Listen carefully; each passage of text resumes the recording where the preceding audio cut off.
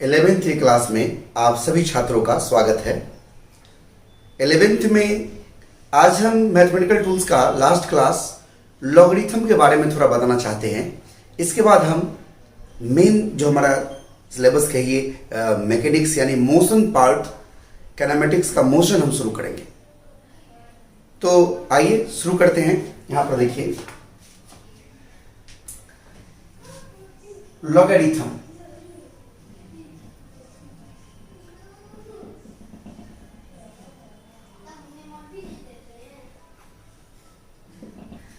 जैसा कि आप जानते हैं कि अगर कहीं पर ऐसे लिखा हो log b to the base A, इसको क्या पढ़ेंगे? ये जो है इसको पढ़ते हम लोग is read as log b to the base A. अगर कुछ नहीं लिखा हो, जैसे सीधे ऐसा हो log b, इसका मतलब ये चीज जो है, ये चीज हमारा log b to the base 10 है। नहीं कुछ है मतलब बेस 10 है।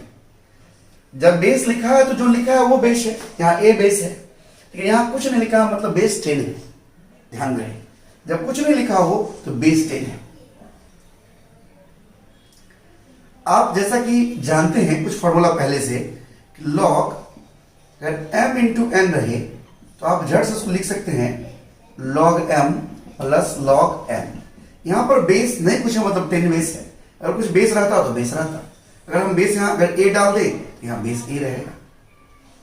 बात पकड़ रहे हैं आप ये भी जानते हैं कि log बेस a कर दिया हमने। अगर m बाई n हो, इसका मतलब है log base a m minus log n base a। ये देख रहे हैं आप। अब कुछ ऐसी बातें भी जानते हैं, जैसे log b बेस a है, इसे आप ऐसा लिख सकते हैं log b by log a, ऐसा लिख सकते हैं। मतलब बेस 10 करके ऐसा लिख सकते हैं। यही कारण है कि आप जो पढ़े होंगे पहले कि log 10 1 क्यों हो जाता है। log 10 1 क्यों हो जाता है? क्योंकि log 10 का मतलब है log बेस 10 ये 10। इसको कोई लिखेगा log 10 बेस a कर दिया बाय log 10 बेस a। कोई भी सेम बेस करके अलग अलग कर सकते हैं, जैसे कि मैंने अभी करके दिखाया है। अब ये सेम चीज है इसलिए कट गया, इसलिए 1 हो गया। यानी log 10 1 क्यों होता है? तो क्योंकि इसका बेस 10 है और दोनों को ऊपर नीचे किया, सेम चीज आया और कट करके 1 बन गया। यानी जो बेस होगा, जिस चीज का log निकालना है वही बेस में भी हो तो 1 हो जाता है।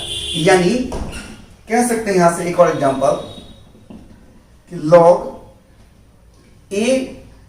a to the base a, ये भी 1 होगा। क्यों 1 होगा? क्योंकि इसको हम लिख सकते हैं log a to the base 10 divided by log a to the base 10, और ये 1 हो गया कट करके। यानी जो बेस में है वही, जिसका log निकालना वही चीज है, तो दोनों सेम होने पर क्या होता है? 1 बन जाता है। बात पकड़ रहे हैं? यहां से देखिए अलग अलग ऐसा हो सकता है। आप देखिए log b to the base a बराबर अगर c हो, और यहां से देखिए log b to the base a बराबर c हो, और यहां से b का मान जानना हो, तो आप यहां से ऐसा कर सकते हैं b equal to a to the power c। इतना हो तो देन आप ऐसा लिख सकते हैं, देन लिखा हुआ then b equal to a to the power c। ये एक फॉर्मूला हो गया।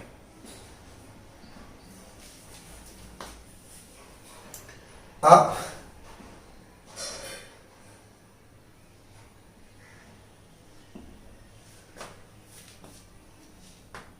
ये बात जान लीजिए कि फिजिक्स में प्रायः लॉग नहीं चलता है, फिजिक्स में एलएन चलता है।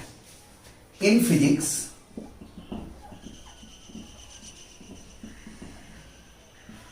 ln is used in place of log. In physics में ln is use in place of log. Log के जगह पर ln का इस्तेमाल होता है। ये सब कुछ वैसे ही होगा, लेकिन दोनों में फिर डिफरेंस क्या है? डिफरेंस ये है कि ध्यान समझिएगा, अगर ln a लिखा हुआ है, ln a लिखा हुआ है, इसका मतलब है कि यहां नहीं कुछ है। इसका मतलब ये ln a to the base e है। टू द बेस क्या है? e है।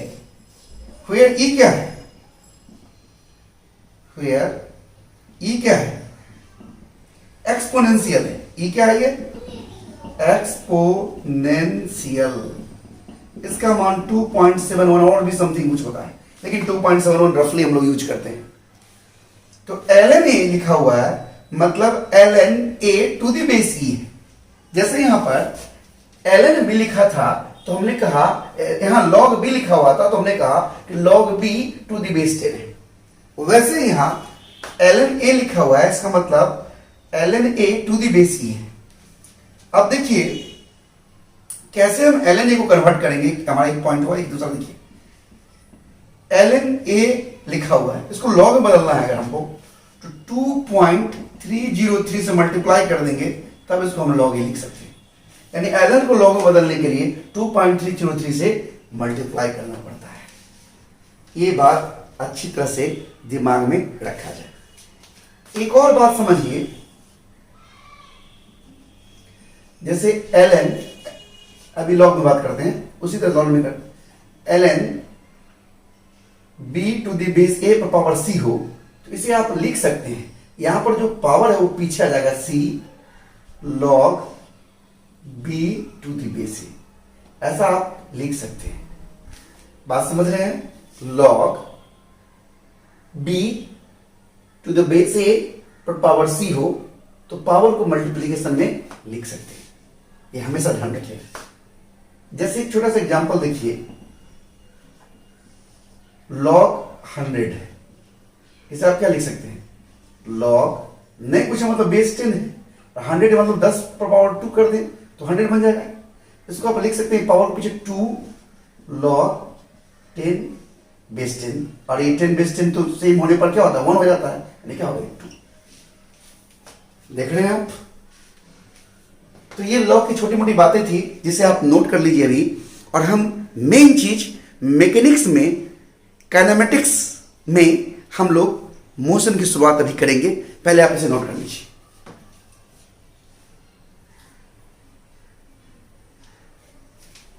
अब हम मुद्दे पर, पॉइंट्स पर चलते हैं और मैकेनिक्स की शुरुआत करते हैं। देखिए यहां से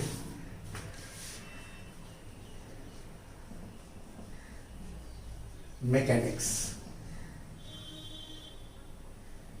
मैकेनिक्स को हिंदी में यांत्रिकी कहते हैं। यांत्रिकी, इसको यांत्रिकी। मैकेनिक्स क्या है? मैकेनिक्स फिजिक्स का वो ब्रांच है जिसमें हम लोग मोशन और उसके रूल्स यानी लॉज के बारे में पढ़ते हैं। लॉज ऑफ मोशन के बारे में पढ़ते हैं। Mechanics is that branch of physics in which we study about the motion and its law. ध्यान दीजिए, मैकेनिक्स फिजिक्स का वो ब्रांच है जिसमें हम लोग मोशन और उसके नियमों के बारे में पढ़ते हैं। It is that branch of physics in which we study about motion and its laws। यह वो ब्रांच है फिजिक्स का जिसमें हम मोशन और उसके नियम के बारे में पढ़ते हैं। मैकेनिक्स को दो भागों में बांटा गया है। There are two branches of mechanics। एक ब्रांच जिसे हम काइनेमेटिक्स कहते हैं, काइनेमेटिक्स, काइनेमेटिक्स, और दूसरा जिसे हम डायनामिक्स कहते हैं। मैकेनिक्स को दो भागों में हम लोग जानते हैं, एक जिसे हम काइनेमेटिक्स कहते हैं, दूसरा जिसे हम डायनामिक्स कहते हैं। आइए देखिए काइनेमेटिक्स क्या होता है।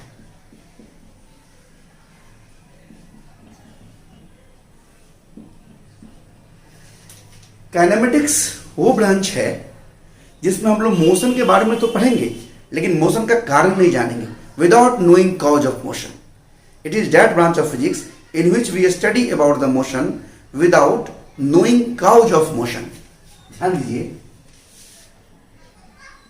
It is that branch of mechanics in which we study about the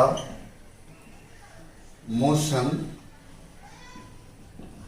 without knowing cause of motion। जैसे देखिए, एक बस 20 किलोमीटर प्रति घंटा की चाल से चल रही है, तो बताइए 2 घंटे में कितना किलोमीटर चलेगी? तो 40 किलोमीटर। यहां पर बस क्यों चल रही है, बस का क्यों मोशन है, उस कारण को हम नहीं जान रहे हैं। बात समझ रहे हैं? बिना कारण जाने हम निकाल रहे हैं कि बस इतना दूर चला या इतना दूर चलने में इतना समय लेगा, लेकिन क्यों मोशन है हमने इस बात को नहीं जाना। लेकिन वहीं पर जब कारण जानने लगेंगे कि एक आदमी इतना न्यूटन का फोर्स लगाया, फोर्स जब आ जाएगा और मास इन्वॉल्व हो जाएगा। काइनेमेटिक्स में मास भी इन्वॉल्व नहीं होगा, ध्यान दीजिएगा, मैं यहां लिख देता हूं। काइनेमेटिक्स में मास के बारे में डिस्कशन नहीं होगा। इन काइनेमेटिक्स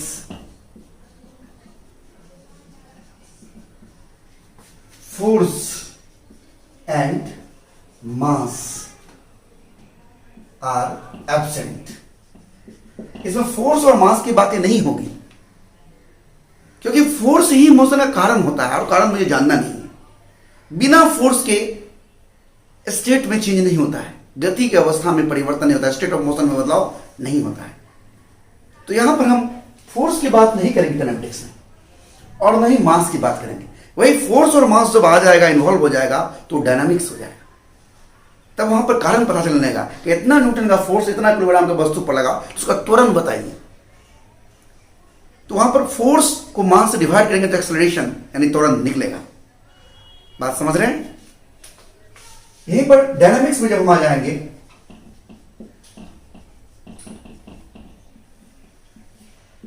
तो डायनामिक्स क्या है? तो यह मैकेनिक्स का वो ब्रांच है जिसमें हम लोग मोशन के कारण के बारे में जानेंगे। It is that branch of mechanics in which we study about the cause of motion. That is force and mass involves in such type of motion। इस तरह के मोशन में फोर्स और मास इन्वॉल्व होगा। बात समझ रहे हैं? जैसे एक उदाहरण देखिए कि इस इंक्लाइन प्लेन, इसको बोलते हैं इंक्लाइन प्लेन, झुका हुआ प्लेन, ये एंगल मान लीजिए इसका 30 डिग्री में झुका हुआ है। एक वस्तु रखा हुआ है 5 किलोग्राम का, 5 केजी का। अब ये वस्तु क्या होगा, आप ही सोच बताइए, नीचे सरकेगा। क्यों सरकेगा नीचे? नीचे सरकने के लिए, यहां घसकने के लिए फोर्स लगना चाहिए। तो फोर्स, जैसे ये 5 किलो का 5G mg बल लगता है ना, mg, एक 5G बल नीचे लगा हुआ, और इस फोर्स का एक हिस्सा, कंपोनेंट आपने वेक्टर में पढ़ा है, कंपोनेंट, देखिए ध्यान से, यहां पर ये दबा रहा होगा इस सतह को, तो न्यूटन के तीसरे नियम से इस सतह पर इसको दबा रहा होगा एक बल से, एन बल से। इस mg का यानी 5g का एक कंपोनेंट इधर लग रहा होगा, mg cos theta, angle theta होगा, एंगल को थीटा हमने कहा, इस बीच के एंगल को थीटा कहा, और इधर क्या लगेगा mg sin थीटा। यहां mg मतलब 5g है, तो mg sin थीटा एक बल इधर लग रहा है, और इसी फोर्स की वजह से ये वस्तु इधर सरकता है। यानी क्यों सरक रहा है इधर, वो कारण मुझे पता है कि ये फोर्स की वजह से, फोर्स इन्वॉल्व है, तो ये हमारा डायनामिक्स हो गया। लेकिन आपने देखा था कि एक बस 20 किलोमीटर प्रति घंटे की चाल से चल रही है, तो बताइए 100 किलोमीटर चलने में कितना समय लगेगा, तो 5 घंटा लगेगा। यहां पर बस क्यों चल रही है, बस का क्या मास है, ये सब आपको कोई चर्चा नहीं है, सिर्फ आप कितना दूर चला, कितना समय लगा, ये सब आप ज्ञात कर रहे हैं, या क्या वेलोसिटी हो जाएगा अगर एक्सेलरेशन पता हो तो। इसमें फोर्स और मास इन्वॉल्व नहीं है। बात समझ रहे हैं? तो काइनेमेटिक्स और डायनामिक्स में अंतर समझिए। काइनेमेटिक्स में कारण नहीं जानेंगे और डायनामिक्स में कारण जानेंगे। इसलिए फिजिक्स में मैं आपको समझा दूं, शुरू में काइनेमेटिक्स में आपको उतना मजा नहीं आता है जितना कि डायनामिक्स में आता है, क्योंकि डायनामिक्स में कारण पता चलता है कि आखिर क्यों चल रहा है, कौन फोर्स लग रहा है, कितना फोर्स लग रहा है, किधर लग रहा है। बात समझ रहे हैं? नोट करिए।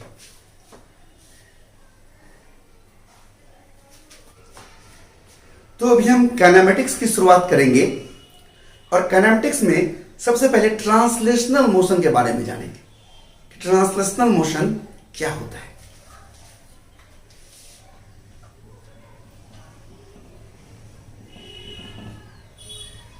हम लोग अभी बात करेंगे ट्रांसलेशनल मोशन।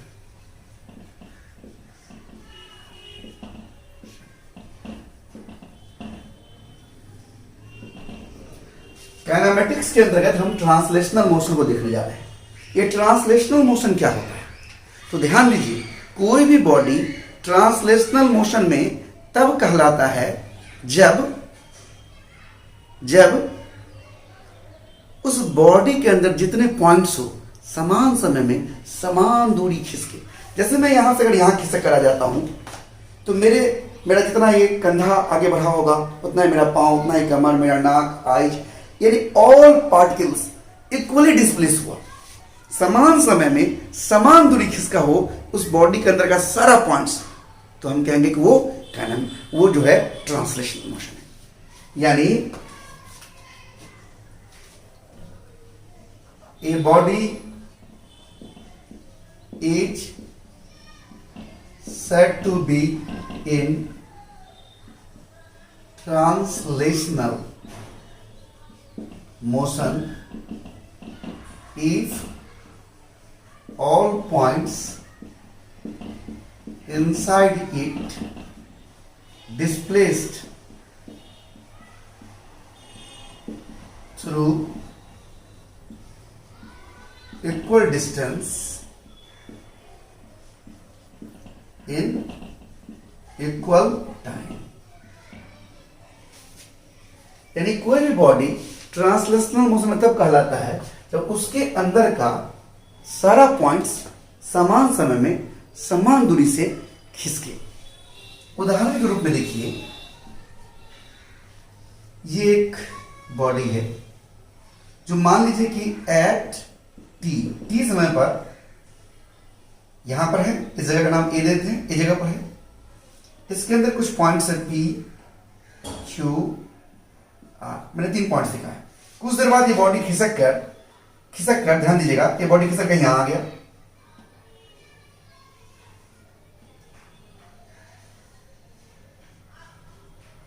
अभी बॉडी खिसक कर यहां आ गया, डी पर आ गया, और अब समय थोड़ा बीत चुका है at T plus delta T. Delta समय टी समय बीतने के बाद ये बॉडी यहां आ गया, अब ये पॉइंट पी कहीं यहां है, ये क्यू कहीं यहां है, और ये आर कहीं यहां है। अगर ये डेल्टा आर दूरी से खिसका है, डेल्टा आर टू से और ये डेल्टा आर थ्री से, तो यह ट्रांसलेशनल मोशन में तभी कहलाएगा जब डेल्टा आर वन बराबर हो डेल्टा आर टू बराबर हो डेल्टा आर थ्री। यानी the body shown in figure is said to be in translational motion if delta r1 is equal to delta r2 is equal to delta r3। The body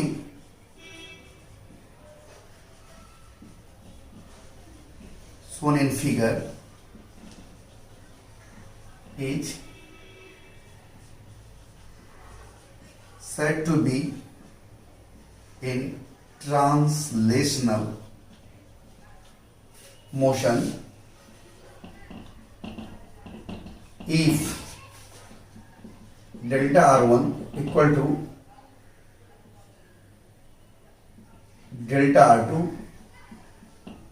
equal to delta r3। मैं delta का प्रयोग यहां, mod का प्रयोग यहां पर magnitude दर्शाने के लिए किया है। ये तीनों बराबर होगा तभी ये ट्रांसलेशन मोशन में ये सारा पॉइंट्स समान समय में समान खिसकना चाहिए। अब देखिए, अब हम आगे बढ़ते हैं और जानते हैं। पहले तो आपने ट्रांसलेशन मोशन समझा कि कोई बॉडी अगर एक जगह से दूसरी जगह खिसक रहा है उसके अंदर का सारा पॉइंट समान रूप से खिसक। देखिए यही पेन है, ये सीधा ऐसे खिसक के आया, सारा पॉइंट्स यहां से यहां बराबर दूरी खिसका। लेकिन यही पेन अगर यहां जाते जैसे घूम जाए तो बताइए, ऊपर वाला जो ऐसे था वो घूम के ऐसे हुआ तो थोड़ा सा ज्यादा दूर चला गया, ये उससे कम दूरी किया। देखिए ना ऐसे था और यहां से देखिए मेरे हाथ के इस हिस्से पे यहां पर है और ये यहां आते आते ऐसे घूम गया मान लीजिए, तो नीचे वाला तो इतना ही दूर आया, लेकिन ऊपर वाला देखिए ऐसे घूम गया, मतलब यहां आ गया, यानी इस सामने आ गया, यानी यहां से कुछ इतना दूर चला गया। देख रहे हैं आप, तो ट्रांसलेशन मोशन नहीं हुआ। ट्रांसलेशन मतलब ये पूरा बराबर रूप से खिसका हो तब हुआ translation motion. Okay, parameters of translational motion. Translational motion का पैरामीटर्स हम लोग देखते हैं। देखिए पैरामीटर्स का मतलब है कि जब भी ट्रांसलेशनल मोशन हो तो वो सब चीज दिखे, उसको बोलते हैं पैरामीटर्स। सबसे पहला पैरामीटर्स है इसका डिस्टेंस, दूरी। ये डिस्टेंस यानी दूरी क्या होता है? आपसे कोई पूछ दे कि दूरी क्या होता है तो क्या जवाब देंगे आप? वास्तव में डिस्टेंस एक्चुअल पाथ लेंथ है। कोई भी व्यक्ति या वस्तु एक स्थान से दूसरे स्थान तक चलने के लिए वास्तव में जिस रास्ते को फॉलो करता है उस रास्ते की लंबाई को हम डिस्टेंस कहते हैं। ये डिस्टेंस क्या है? It is actual path length या वास्तविक रास्ते की लंबाई। ये लेंथ है किसका? रास्ता का। स्वाभाविक लेंथ है तो लेंथ यूनिट क्या होगा? मीटर, यानी SI unit of distance is metre. देख रहे हैं आप? अब मीटर है तो उसका डायमेंशनल इक्वेशन क्या होगा? It's dimensional formula. लेंथ क्या होता है? एल होगा। देख रहे हैं आप? और चूंकि डिस्टेंस रास्ता कैसा भी हो सकता है, कोई फिक्स डायरेक्शन नहीं हो सकता है, कभी इधर गया उधर गया उधर गया, इसीलिए डिस्टेंस जो है वो स्केलर क्वांटिटी माना गया है।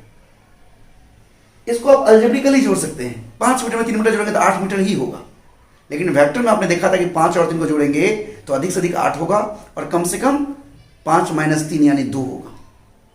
बात समझ रहे हैं? यानी यहां स्पष्ट हो गया, यहां से क्लियर हो गया कि डिस्टेंस जो है वो स्केलर क्वांटिटी है। इट इज स्केलर, या डिस्टेंस जो है वो स्केलर क्वांटिटी।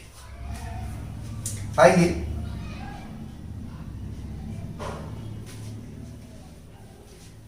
अब हम डिस्टेंस के बाद स्पीड पर बात करते हैं। ये सब छोटी मोटी बातें हैं, आप 9th क्लास में पढ़े होंगे सब चीज। ये स्पीड क्या होता है? तो distance travel per unit time is called speed, या ऐसे भी कर सकते हैं it is ratio of total distance travel to total time taken. It is the ratio, ratio मतलब तो आप जानते हैं अनुपात, of total distance travel by a particle and total time taken by particle। किसी पार्टिकल के द्वारा कुल चला गया दूरी और कुल लगा समय का अनुपात होता है स्पीड। स्पीड क्या है? यह कुल चला गया दूरी और कुल लगा समय का अनुपात है। यानी कह सकते हैं अर्थात डेट इज, यहां पर हम एवरेज की बात कर रहे हैं। एवरेज स्पीड, एवरेज लिख रहे हैं इसलिए हम यहां पर v एक लाइन डाल देंगे, बार डाल देंगे, बार यानी average speed. Total distance travel, total distance by total time, ये होता है। देख रहे हैं हमारे पास जगह नहीं है जो मैं आप और समझाऊं, तो मैं इसको पहले तो आप नोट कर लीजिए, फिर मैं इसको और साफ करूंगा।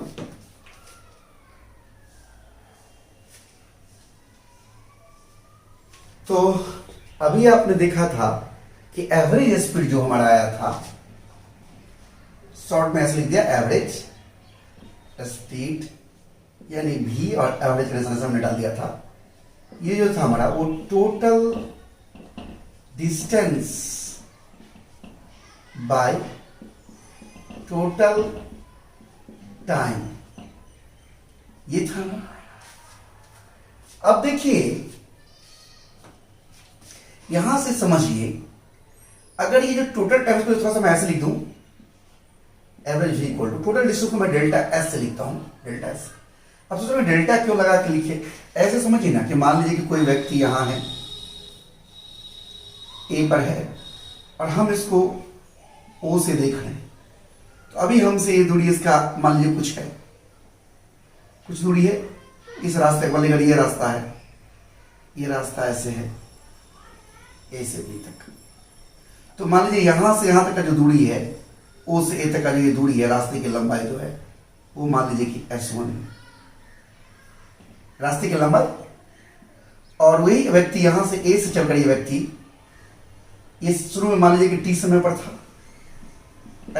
t समय पर कहां पर था, ए पर था ये व्यक्ति, और इस रास्ते से चलते हुए व्यक्ति, इस रास्ते से चलते हुए, इस रास्ते चलते हुए ये व्यक्ति यहां पर पहुंच गया, कहां पर, बी पर, कब, at t plus delta T. और इस दौरान यह जो है वो कुल रास्ता जो है वो, या अब इस व्यक्ति की दूरी हमसे यानी ऑब्जर्वर से, वो मतलब ऑब्जर्वर से अब इसकी दूरी जो है वो s2 हो गई। तो कितना दूरी वो व्यक्ति चला इस t से t प्लस डेल्टा टी समय में, कितना दूर चला? तो डिस्टेंस ट्रेवल जो हो गया हमारा,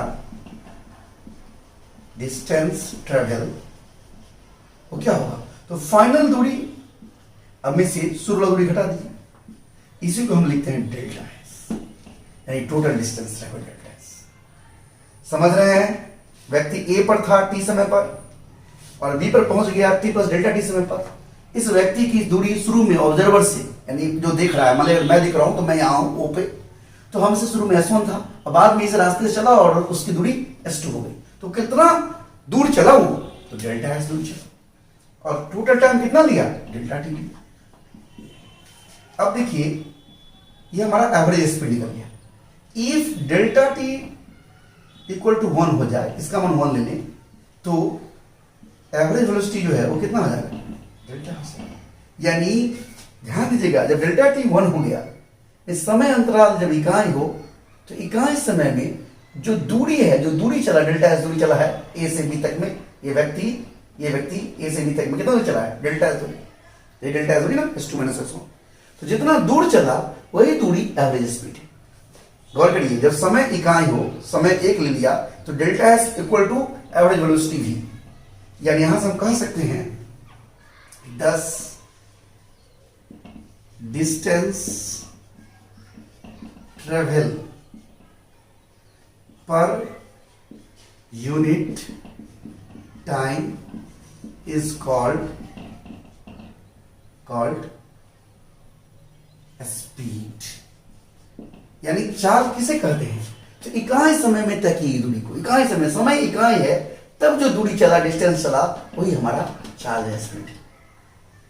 अब यहां से देखिए आप कह सकते हैं SI यूनिट ऑफ स्पीड क्या हो जाएगा, गौर करिए बात को।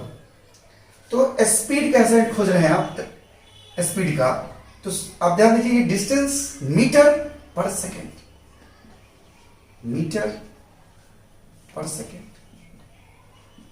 यानी ms माइनस। यहां से अगर डायमेंशनल फॉर्म लिखते हैं, डायमेंशनल फॉर्मूला क्या हो, मीटर का लेंथ L और सेकेंड टाइम का क्या होगा T माइनस LT माइनस। अब देखिए गौर से, डायमेंशनल फॉर्मूला भी हम जान चुके हैं। वास्तव में स्पीड क्या है, तो ये डिस्टेंस स्केलर और टाइम भी स्केलर होता है, स्केलर डिवाइडेड बाय स्केलर है, तो ये स्पीड क्या होगा, स्केलर होगा, स्केलर डिवाइडेड बाय स्केलर, यानी speed is a scalar quantity. Speed एक स्केलर क्वांटिटी, देख रहे हैं आप, ठीक से इस फिगर को आपने समझा। ये रास्ते की यहां से ऐसे ऐसे रास्ता गया हुआ, ऐसे रास्ता गया हुआ, यहां पर कोई व्यक्ति देखने वाला खड़ा है, देख रहा है कि T समय पर कोई व्यक्ति यहां है, मतलब यहां से इसकी दूरी S1 है। वो व्यक्ति इस रास्ते से चलते हुए कुछ देर बाद T प्लस डेल्टा T समय पर B पर पहुंच गया, तो उसकी दूरी अब S2 हो गई। तो कुल कितना दूरी चला, तो S2 माइनस S1 डिस्टेंस चल गई। अच्छी तरह समझ रहे हैं, तो आप एवरेज स्पीड को समझ पाए होंगे, नोट कर लीजिए।